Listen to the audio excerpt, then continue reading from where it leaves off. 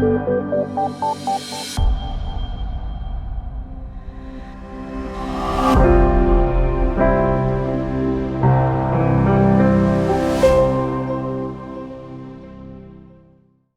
name is Liudmila Corlateanu. I work for DW Akademie in Chișinău, Republic of Moldova, coordinating MIL activities, namely media literacy workshops, different formal and non-formal activities. I think that every news is usually accompanied by a picture or a video, because everything is multimedia now. No text without symbols, without pictures or videos. We should not underestimate the role of images or videos which accompany any news, because namely videos and pictures catch the attention of the audience and of the viewer. Namely, these elements can influence and can manipulate the public opinion or the opinion of the readers. These are essential elements which capture the attention. We forget very quickly the text, but the visuals, they usually stay in mind for a longer time. Behind any manipulation, visual manipulation, is usually an idea. So public should always keep in mind why I see namely this picture. Pictures may be photoshopped, they may be cropped, and everything is done with a certain idea behind. Most often it happens for political reasons, it happens very often in electoral campaigns. It's all for the sake of manipulating for a candidate or against a candidate, for demonizing or making a hero out of a public figure. So there are some secret interests which are behind, and cropping is a most common element which is used nowadays. It's easy to do, but it influences the view really a lot. I can give you the example from Moldova. It was a video which was produced by Al Jazeera. It was an Al Jazeera report. It was about United Arab Emirates and relation with Yemen, but on Moldovan television it was shown, the video was altered, and instead of images of Yemen there were images of our capital, Chișinău, and the idea behind it was that one of the candidates for the mayor of the city made an agreement with the Prince of Abu Dhabi, and if he wins he will rent the city to the Prince of Abu Dhabi for half a century. So there will be great investment in the city, and there will appear a separate district for Arab citizens who will come to Chișinău. And you have to imagine that Moldova is 92% Orthodox country, pretty religious. So for people seeing images of Al Jazeera correspondent and in background being some photos of Chișinău, it was really striking, and the video was distributed on not only on TV but also on YouTube, on Facebook, on Odnoklassniki. So the social networks took the video just like it went viral, and if you count the total number of views, you can say that it's really near to the number of the citizens number of Chișinău. So it's pretty sure that majority of those people who were going to vote, they saw the video, and somehow, well, not everybody was influenced, but you cannot exclude the fact that really many people were influenced and did not vote after this for that candidate. It was published on the website, which no longer exists. The website had fake names. There was no address. The section about was not completed, but nobody cared, because the main idea behind this false news and misinformation is, as soon as a hoax is online, is distributed, you can do really few things about it. It's going viral, and there are some sites who are trying to debunk it, like Stop Files, those who try to say, guys, don't believe it, it's fake. But the number of use of these sites who are veridic and authentic are hundreds times less or thousands times less. Nobody is already interested in debunking. Everybody saw the striking news, and that's what remains in people's minds. It's still not clear. Well, of course, it was the contra candidates party, and you know, we have like fabric of trolls who are busy not only creating false comments and writing the comments, but also creating such kind of articles accompanied with these photos and images. For sure, they are interested in drama, and that's why propaganda is so effective in many countries. Because when you hear that something strange to you or foreign to you is threatening you, so this feeling that your country is being threatened in a way, it dominates over finding the truth. And I think that's the first things that people observe and that they remember. That's why propaganda is using this technique of threatening so effectively.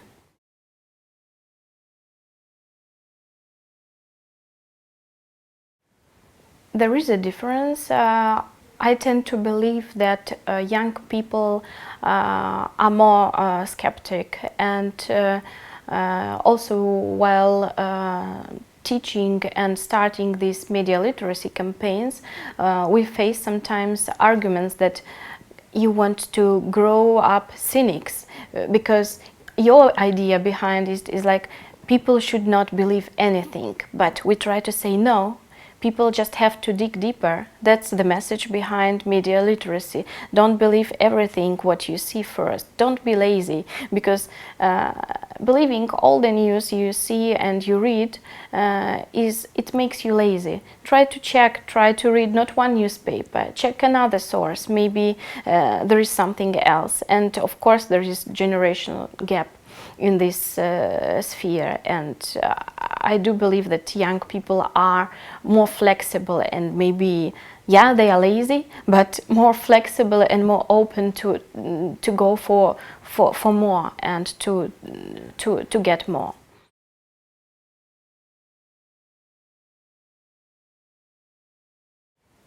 Yeah, the state of journalism nowadays is getting lower, unfortunately, but it's also because of the importance of visualizations, right? So everybody is running after the number of views, number of readers, and so on and so forth. So that's why some sensational headlines can also land up in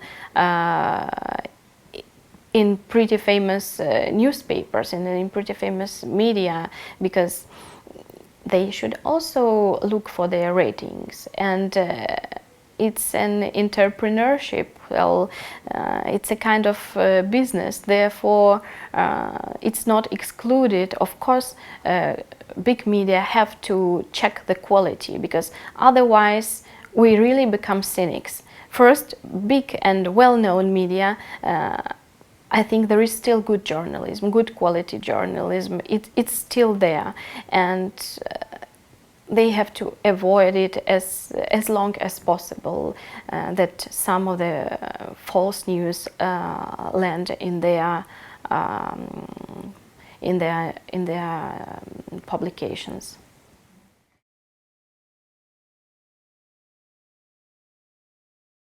Never distribute suspicious news if you are not sure that it is true, because all the algorithms nowadays are built in such a way that as soon as they see you distributed something which is suspicious or false, the next day you will get 3 or 5 times more of this news in your feed, and the tendency will be just growing. So distribute only the things you checked and you believe, and try to be aware that nowadays false information is coming even from the sources you thought to be veridic. So check twice, or maybe even 3 times, otherwise you are never sure. And don't distribute what your friends or relatives are distributing, because what your mother or father shared, it doesn't mean that it's an ultimate truth. And the same goes also for the WhatsApp groups, because we know that WhatsApp is now a new newsmaker, right? So it's a real problem how quickly people believe everything what was sent on a messenger.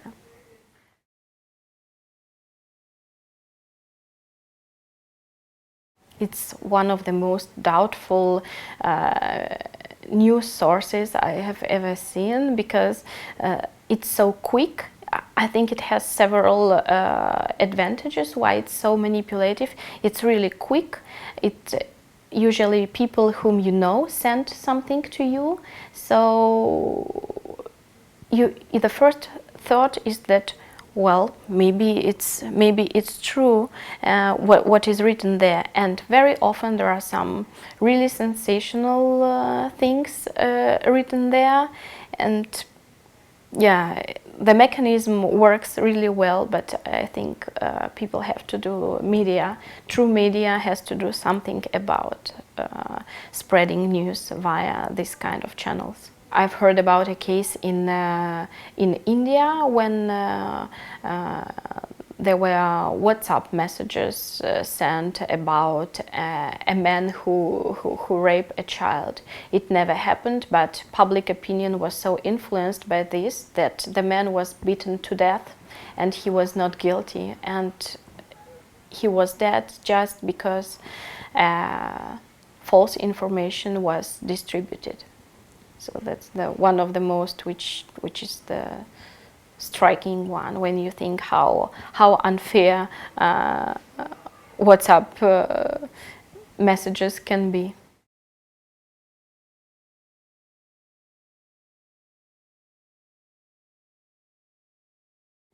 There are many tools nowadays. I think the tools are just, you have to look for them, and it's important to know that you must not be a graphic designer or an expert in geometrical symmetry in order to understand that a photo or a video is somehow altered or changed completely. So starting even from all these Google reverse search or TinEye, these are really simple instruments when you can take a picture, and due to these tools you can find if it was already used, if the location is exactly the location which is indicated in the news, where the photo comes from, and you can also combine if there are some similar images on the internet, so but a bit altered.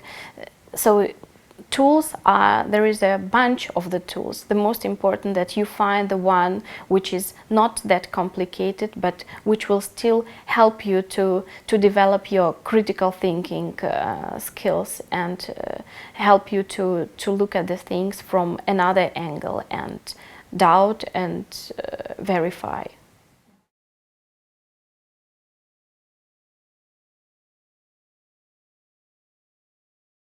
You can bring the awareness about the pictures and the videos starting from teaching simple photo techniques, because photo techniques are useful for you not as a journalist, not as a reporter, not as a cameraman, but as a simple user of a smartphone. So if you know basic rules, starting from rule of thirds and where to place a person in order to make a good picture, if you start from framing or why contrast is important, why it's not obligatory to place a person in the center of the image. So things where young people would be also captured and would like to learn about this, especially for the Instagram, because everybody now wants to be an Instagram star. So you can catch young people with this techniques which are useful for them and which they will long for to learn. And from photo techniques you can go further to photojournalism and to sharing some famous stories which were told via pictures. And I think educators have also like a lot of information, but a good selection of methods and pictures and video material is essential, and also interactive techniques, because otherwise media literacy lesson would lose its charm. I think that's being interactive, that's the privilege of media literacy lesson, and that's why children and teenagers like it so much.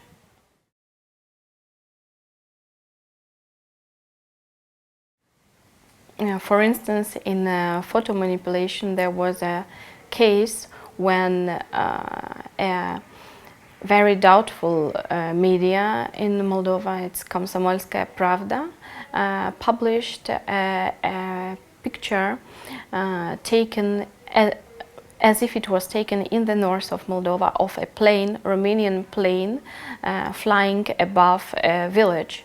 And the news, the title of the news was that this plane is dispersing some chemicals, and in order to the clouds to disappear, and it would mean for Moldova as an agricultural country no rain, and it would mean drought and no fruits and vegetables. And you can imagine that for agricultural country like our, for people reading this newspaper, it meant a catastrophe, and they were all surprised by this and already thinking about, guys, we have to go to Romania to buy some fruits and vegetables from there. So it's always manipulating either on political reason or economical or social reason. And the picture was really innocent, you know, it was just like a sky and a plane flying over. So it was like a symbol picture, but the message behind the symbol picture was really powerful, and altogether it influenced people so much that they were ready to do something, and they were all like stricken by the news. It's clear that it comes especially from Moldovan version of Komsomolskaya Pravda, and the journalists sitting there, the journalists, let's say, they are not real authentic journalists, they produce it specially in order to stimulate some malicious ideas in Moldovan society.